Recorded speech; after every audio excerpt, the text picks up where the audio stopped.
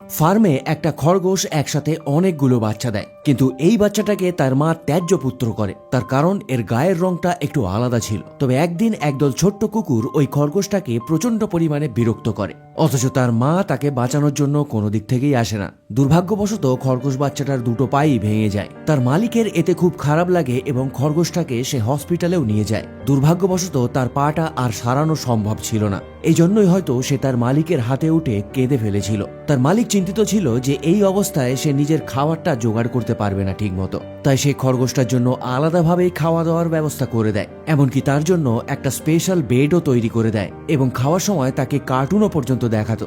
এবার যেহেতু খরগোশটার পরিবার তাকে অ্যাকসেপ্ট করছিল না, তাই ওই লোকটা খরগোশটাকে অন্য জীবজন্তুদের সঙ্গে মেলামেশার একটা সুযোগ দেয়। ভাগ্যবশত খরগোশটার অনেক বন্ধুও হয়। কচ্ছপটা তাকে হুইল চেয়ারের মতো নিজের পিঠে বসিয়ে এখানে ওখানে ঘোরাতো।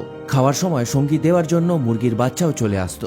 যদিও সে হাঁটতে পারতো না, তবুও হাঁসের সাঁতার কাটার সময় সে পুকুরের ধারেই বসে থাকতো। এমনকি পরে গিয়ে কুকুরদের সঙ্গেও তার বন্ধুত্ব ভালো হয়ে যায়।